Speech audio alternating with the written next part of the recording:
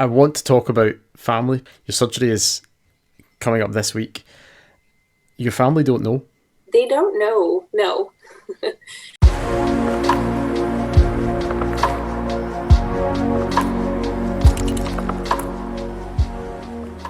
Hi, welcome to the show. As part of this series on the decision about whether to have children, we're joined today by Jilly, who's here to give us her insights. We're not here to make any particular judgment, just to chat about some of the factors which real people just like you take into consideration. Hi guys, how are you doing? Hey. Ryan, how are you? Good to see you again. I'm good, thank you. We don't talk enough, Paul. We need to fix that. Well, this is what we're here for. This is why we're doing life. Yeah. Is it just me? This is what it's all about. Well, we're about to find out. Jilly's here to talk to us. Jilly, tell us a bit about yourself. So I'm obviously female. We'll be 30 later this month, so close enough. Well, happy birthday for when that comes. I'm getting old. You said it. Yeah, well. I'm not allowed to say that.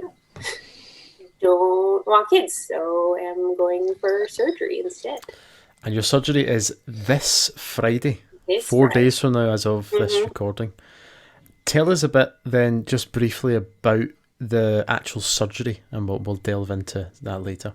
Yeah, so I'm going for a bilateral salpingectomy, if that's how you say it, or bisalp. So they're going to entirely remove both fallopian tubes, which, yay. It's better than a lot of the other traditional tubal operations because much lower chance for like ectopic pregnancies. It lowers your risk for a lot of ovarian cancers on top of just no babies. Okay. So Okay. I had to do a lot of research because there are quite a few options on exactly how to get different ways to get sterilized. So. Well, that was going to be one of our questions. Obviously, and it still is. It still is, yes. Salpingectomy, that's the procedure you're having, yep. Mm-hmm. Yeah, I said that right. Great. Yeah, it's good. Bilateral salpingectomy. So some people would think that that's quite an extreme step to take. Obviously, you've not got there lightly. You've taken a lot of consideration. You just said there you've done the research. What were the other options? Could you kind of outline some of the other options that were available?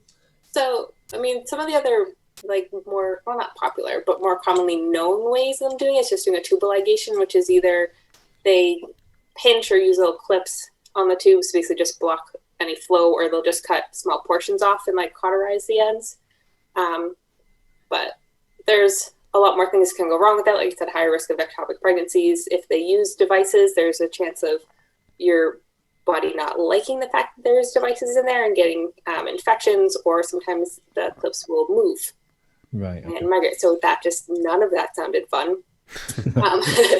So just by looking at all like the pros and cons, I wanted to do with the bisalp instead. And then when I went in for my consultation, the OBGYN I went to said that they pretty much only do bisalps now anyway, because they're much shorter surgery, they're easier to do, and mainly because the added benefits of lowering ovarian cancer risks. So at least in my area, that's the more common one to go for.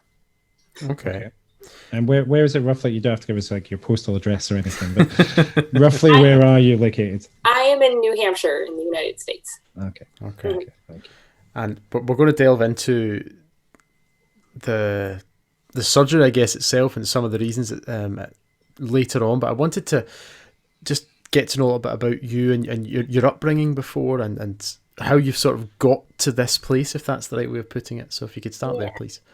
So, I mean, I'm one of 4 kids, so plenty of siblings to have grandkids for my parents. And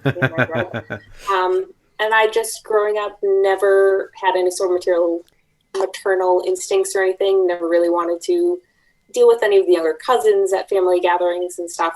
They're in coordination and they're just talking and rambling about nonsense. I just found very frustrating and annoying. So didn't want to deal with them. But it was still kind of, at least growing up in my head, that like the expectation was you grew up, you got married, you had kids. So it wasn't until like I got older and started to think, but I was like, oh, there's another option. You don't have to have kids. That's just expected. But I didn't realize for the longest time that doctors, at least some of them out there, were willing to do sterilization procedures for birth control. So that was a newer found revelation. And as soon as I found the Reddit page and started doing my research on that, I was pretty set, and that's what I wanted to do. So, but I mean, growing up, I had a fun childhood. I had plenty of, like I said, with all my siblings, we're still pretty close. I ride horses, which is fun, but not cheap. So I have a reason not to spend money on kids. I want to keep my horse. Okay. So when would you say that you came to the decision that you definitely didn't want to have kids? So there's not really, like, a lot of people have like, oh, the moment that I knew, and I didn't really. It was kind of like a slow coming to that realization kind of thing. Just the more I thought about it, of how, like, oh, I really don't like kids. Like, I'll teach them horseback riding, but I love the fact that I get to give them back to their parents at the end of it, and stuff. And I just never really wanted it. But I think, like, something that definitely, like, drove it home, like, I'd kind of already decided, but really drove it home was my older sister had her first kid. She's now 2, and I like, yeah, she's my niece, but I, like, want nothing to do with her at this age, basically. Like, we hang out and stuff, but I'm like, I ain't babysitting. I don't really have any instincts on how to interact with them at this age, and don't have a lot of patience for them at that age. So you're waiting for the cooler toys, basically. Yes, I am slowly corrupting her with horse toys and hoping that when she gets 2 years older, she can come ride, and then we'll have a relationship. But which my sister doesn't appreciate because, again, it's not cheap. But of course, yeah. Ryan, I'm guessing you can relate to what Jilly's saying, having kids yourself. Not quite as young, but roughly about the same age as you are now, Jilly. I had my firstborn when I was 30. He's now almost 8, so that gives you, do the math. So yeah, Paul knows this, and I've said it in other podcasts. My decision-making process was very similar to yours early on. I was want to be the cool uncle, don't really want to have children, thought I'd be good at it, but thought I'd quite like the freedom to keep. And yeah, so along the line, something changed in me, and I decided I was ready to settle down. And meeting my now wife was obviously the reason for that, and we both decided we wanted children together.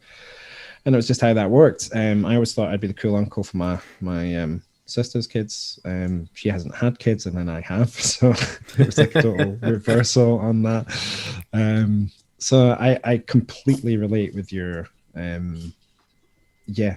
I'm happy to give them that. I don't know if you guys just heard that. My bunnies also live in this room, so if you hear weird loud noises. Don't worry about it. I've got cats, and we've got where I'm sitting right now. The cat flap beeps when it lets the cats in and out. They're chipped, nice. So it beeps. So often when I'm recording anything in here, like radio shows or podcasts or whatever, you'll hear a beep, which is the door swinging, and then nice. From time to time they'll be eating food and stuff. Yeah. So this is the cat's room as well as my recording space. So, I feel a bit left out. I don't really have anyone or anything here to make any distractions. Well, you were just saying that you had to tell off your partner for singing. So this is true. Yeah, this probably came. I was going to keep that quiet, but too late now. I've done it now. Yeah, you already told me once I came on, so sorry. Yeah, that's totally honest about it. Fair enough. Yeah, and I did mention myself in a previous episode that I am at the stage of my life. I am nearly 29 in a few months' time, and my partner and I, we are totally, I don't know if indecisive is the right word, but we're sort of in the middle, and that's part of the reason for making this focus for our first season of this podcast, is to get such a diverse range. Pretty much, yeah. I mean, it's selfish, but other people selfish. I'm sure can benefit from it. It's great to have such a wide range of opinions, and to help you to focus your mind, I guess, and to make your mind up yourself. So Jilly, speaking about previously, you made a comment which stuck with me. You said that there's no one right way to raise kids. Yeah, so, and I mean, who knows? I'm not a parent, I might be wrong, but like growing up and observing, friends whose parents had different parenting styles and stuff, and my husband had a very different childhood than I do. And it just seems to me that pretty much every approach to parenting is going to have the negative effect on the kids to some degree, obviously some more than others, but it just seems like it's human nature. You're kind of going to mess them up a little bit. Everybody's got some issues. But so that just seems like a lot of pressure and a lot of responsibility that, like, I don't want to be responsible for messing up a kid and then sending them out in the world to deal with it. So I completely relate to that too, and I worry about that every single day. It is definitely a concern. Like, how, again, we mentioned this in a previous episode, but how much are you limiting the need for therapy for your kids in the future? So we're like, how much are we messing them up? Yeah, so I understand that whole thought process as well. And it's like, I don't know, obviously Paul said at the beginning, and it's kind of the mantra to this podcast, is that we don't make any judgments about people's decisions. We just find it fascinating, the different thought processes people go through. And one of my worries for you would be, is there any chance that you might regret your decision? What do you think? Have you, obviously with 4 days to go, you're well down that road. No, I mean, in the back of my head, like, I wholeheartedly believe that I'm not going to change my mind, because I've been like this for a very long time at this point. But I have also, like, thought about, because that is something that always comes up. I mean, even the doctor, when I went to talk to him, he's like, I understand you're very sonless, but it is a possibility. Yeah. And I think that, there's plenty of kids who need to be adopted or fostered or plenty of other things. So I would be okay with that. Like, I don't have any great need to have my own biological children. So if at some point I ever really did come around and decide I regretted this decision, then there are plenty of kids out there that need a home. So, and I'm sorry, I don't know if Paul mentioned this to me before, but do you have is it a boyfriend, a husband? Is there someone in the picture at the moment? A husband. Yeah. And how long have you guys been together? We've been married going on 2 years. So total, like 6-7 years at this point. I just math. But yeah, we've been together for a while. Sure. So you've made this decision together. Obviously, it's not a one-sided thing. Has he ever shown any interest in having children, or has he need to be talked round, or was he on the same page from the beginning? He's been on the same page from the beginning. He also has never wanted kids. He has less patience for them than I do. Okay. Sounds like a good match, to be honest. Yeah, sounds like you've got this sorted. So he's on board. Yeah, we don't obviously belittle any of the decision making that you've done. You've clearly done your research more than we have on hands up this stuff. On this particular procedure, but just found it very interesting to think about the psychology behind the decisions that people make, and the reasons. And we were talking about this before we came to speak to you, and it was just. Do we think that there is a bit of pressure from society that women should just have children? It's like you said already, that people are expected to have children. Oh, yeah. 100%. And do you feel that pressure every day then? Is that something that... I mean, it doesn't come up a lot, like with coworkers or strangers and stuff, that like I really don't want to have kids. But definitely like the few times that it has, people always either throw back the, you'll change your mind, or they look at you like, what do you mean you don't want kids? Like, that something must be wrong. So yeah, that judging nature. Yeah, there's always some kind of judgment and stuff. And I don't know, you see it everywhere. Women always grow up and have kids, and that's, when their life settles down and they give up everything else. And so there's definitely societal pressure. I've been pretty lucky that I haven't had a lot of confrontation about it.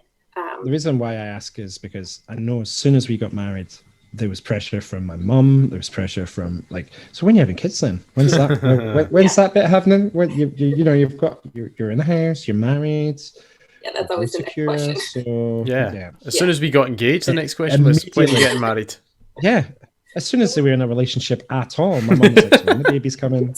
My mum just wanted to be a grandma so much that she was just like, when are the babies coming? When are the babies coming? I'm like, Mom, will you slow down?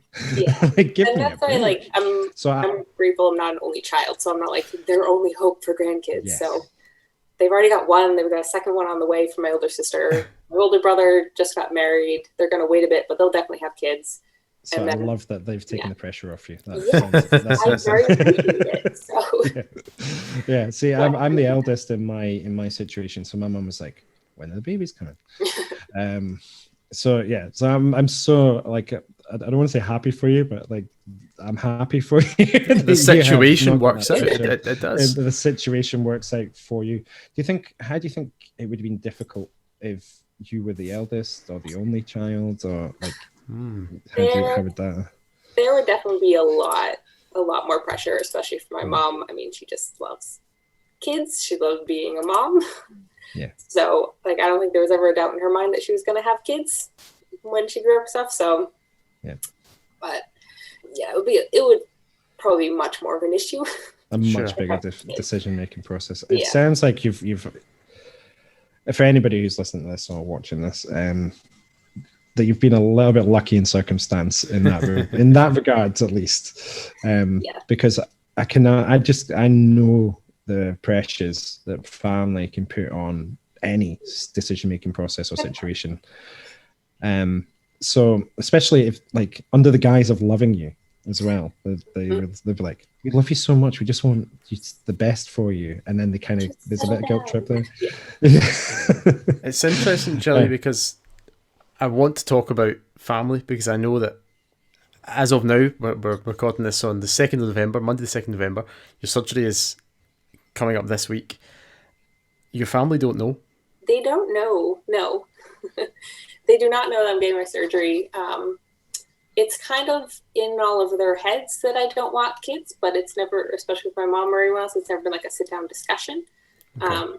And because of that, I decided to not tell them until after the surgery, just so they don't think they have a chance of talking me out of it or anything like that. Just kind of, well, done now, ain't gonna happen. So, and like I said, we talked before, I mean, my siblings, my sister might judge me a bit, but because she's very much a mother, loves being a mother. Okay. But like my brothers and stuff, like, I don't think they're really going to care or have a lot of reaction, because they, especially my little brother, probably understands like who I am as a person the best. We always had the closest relationship, so I don't think they're really going to care. My dad, if he's upset, he probably won't say anything, because he's more of a, whatever makes you happy in your life. But my mom will be a fun discussion. She will not be happy about it, I pretty much guarantee. I love how you said this just after I've said the situation fits you perfectly. Then just like, well, kind of avoided the situation. I've avoided it a little bit just because I don't like conflict. Yeah, I'm the same. I hate conflict. But like I said, I know that my mom's going to be the bigger issue with it. I mean, she's not going to like disown me or walk away, and I think in time she'll accept it, but I don't think she's going to understand it. Yeah, so you're not worried about any resentment coming from your mom? No. Right, that's good. How do you I'm happy for you again. How do you expect her to react initially, whenever you decide to tell her? I tell her I think she's going to be surprised. And like I said, I don't think she's going to understand having gone to that lengths. Okay. To not have kids. I think that's what's going to be the bigger issue, is her not understanding going the route of having surgery as opposed to just staying on some form of hormonal birth control for the rest of my life. Like, so it'll be an interesting discussion. I don't think it's going to like blow up or be anything terrible, but it's still not going to be a happy conversation. Do you have an answer to that? If she says something to you along the lines of what you just said, why didn't you stay on a birth control for the rest of your life as opposed to surgery? Yeah, I mean, probably the same thing we talked about earlier is just going through and doing research on what would be better and lowering the risks, and just the idea of getting pregnant gives me anxiety. It's like very strong anxiety. It kind of freaks me out, the whole concept of something growing inside of you, and all of that. So that's kind of my plan, that if she really pushes back or wants more reasoning, is just kind of going through all of my reason for doing it and having done research, and it lowers X, Y, and Z risks, and hormonal birth control can fail, whereas this, like, it's next to zero, and even if it did, it would be more of an ectopic pregnancy, and it would have to be ended because those aren't safe. So one of those kind of fun conversations. And also, I mean, being on the hormonal stuff does mess with me a bit, because I already, like, I'm on meds for like anxiety and depression and all those fun things these days, and the added hormones does play into that. So another reason why I wanted to get off that, but wasn't super happy or interested in some of the other options that are out there. So yeah, What was the I assume that this came up that it was your husband that would take the brunt of the childless marriage thing, and was there a conversation about obviously having his tubes tied as a lack of a better he wants to get a vasectomy and stuff. He's trying to find a new PCP doctor and stuff, whatever, so he can get referred and he can get it done and stuff. So it's always kind of, it's something that he's wanted to do, but it doesn't, I feel like as women, once you decide you want to do it, like there's a little more urgency to get it done, right, because more falls on us if we actually get pregnant than the guys. So, but that is the plan on his side too. But regardless of whether or not he wanted to get a vasectomy, I wanted to. You're still going down this route. I still would have gone down this route. So, okay. I just want to ask, this could be pure ignorance on my part, or maybe just a difference in terminology over here in the UK. What's a PCP doctor? Because for me, PCP is... It's buying a car. It's buying a car in this country. It's not the same thing, I'm assuming. It's a primary care provider. So okay. It's just your primary doctor, yeah. I should probably have been able to work not that up out. With the acronyms. We need to get no, up with the acronyms. We're not, but thank you. Primary care care physician, I'm guessing? Physician, yeah. Physician, good. Okay, I got one. I'll take that. Good job, Paul. When do you plan to have the conversation, Jilly? So my current plan is if we do anything for Thanksgiving over here, because that's a little later on in the month. Because right now, my family is split between New Hampshire and Massachusetts, which is right next door to each other. Both states are still allowing gatherings of like 10 or less people and stuff with COVID and everything going on. So we would be able to at least immediate family, like the siblings and whatnot, get together and do something for Thanksgiving. So, and we probably will. So I figured at that point, everyone will be in the same room and can just get it done in one shot. One go. Wow. What does that feel like, that thought? I'm assuming that you have an image in your head of what it looks like. I have an image in my head of what it looks like, and I don't know I'm honestly who your anxious family are. for you, Jilly. I'm not going to lie. I'm anxious for you about that. I mean, I have no background in what your family are like when they're together, but I know what my family are like when they're together, and that terrifies me on your behalf. So please.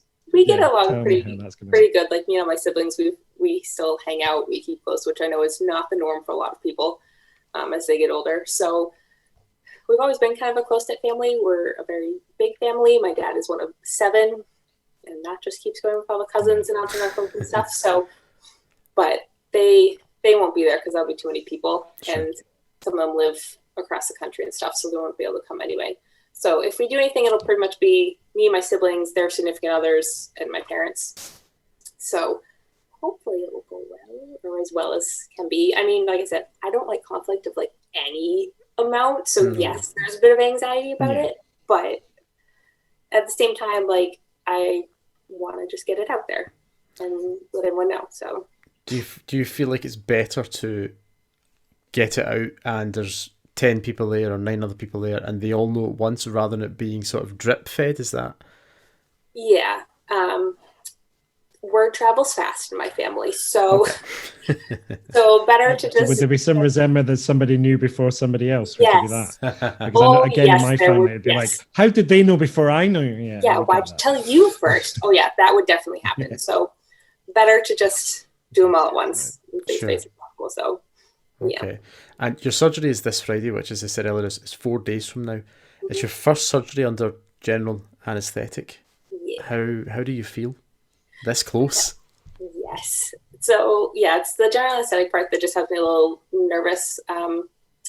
Just because sometimes things can go wrong. I've never been under it. The only experience I have was when we were younger, my sister broke her ankle and had to have surgery, and she woke up violently ill for like the whole rest of the day from the anesthesia. And I'm like, that just doesn't seem fun. But I've been doing some more research and stuff on anesthesia and stuff, found some YouTube accounts of anesthesiologists talking about like what they do with their daily life and the extent of their roles. And last Friday I got a call from my anesthesiologist to go over everything beforehand and stuff, and that kind of helped. So the anxiety is getting better. we'll see how it is come Friday morning at 8 a.m. But for now, You have mentioned that anxiety and depression and kind of these kind of mental illnesses, some people would call them, but the mental state. You seem really well put together. Like, you really seem like you know you yourself. You seem really confident about your decision-making process. And you don't come across as somebody who is overly anxious. I know this is an easy setting to have a conversation or in that respect, is it? but you don't.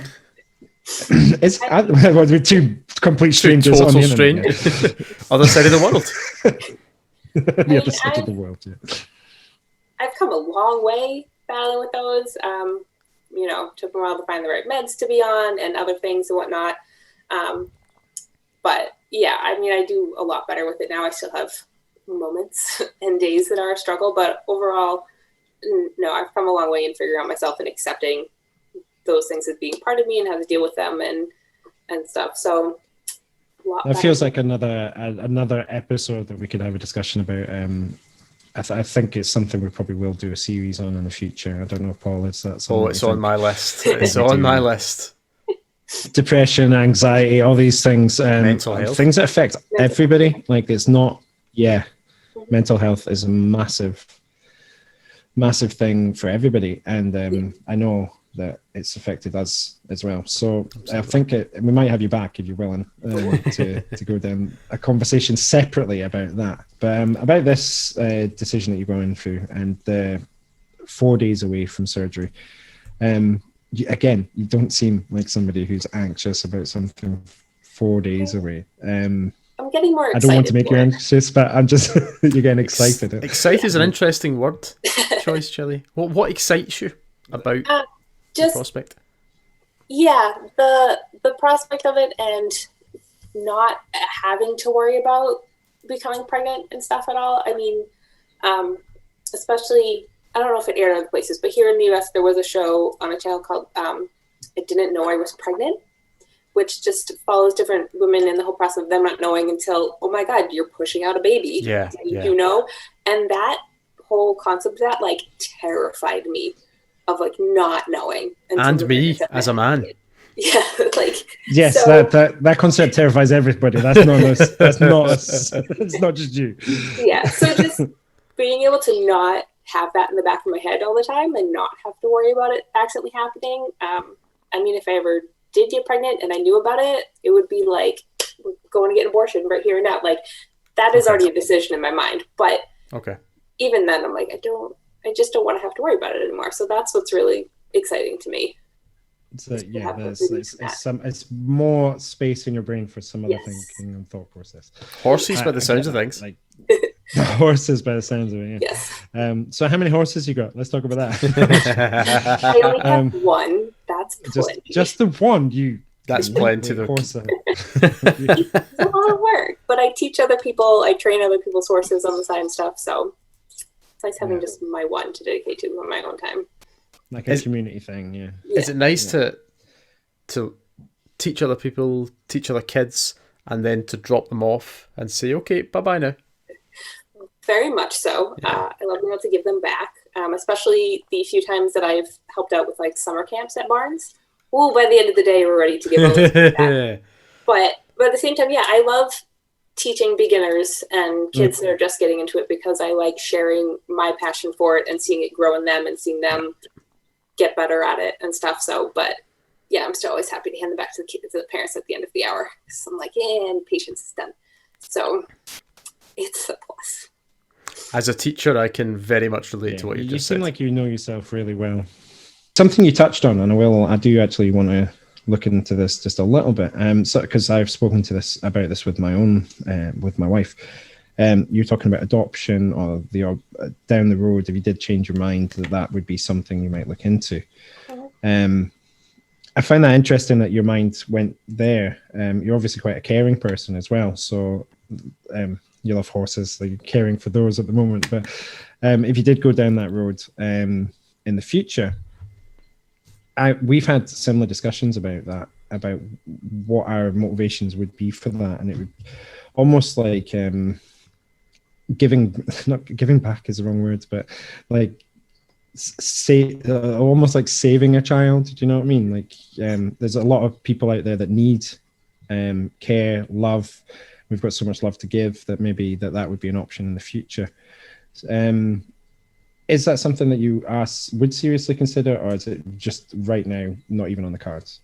So, I mean, down the line, yeah. And I mean, my husband and I have kind of talked about it, that like it's a possibility, maybe like later in lives, like take on, but not like a baby or a small kid, but more like a teenager or something that just, you know, is at that point in their lives where either they've been through the system for a long time or like just need that final little step and help them care to get themselves started out in the world. So it would be more along those lines. So is it extremely likely? I don't know, but is it a possibility? Yeah, definitely.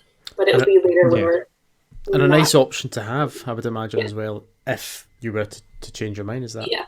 If we got to that point, yeah, I think it's better. I mean, just thinking about like how many kids end up in foster care and orphanages and stuff, whatever. Like, there's plenty of kids out there already that need help. Sure.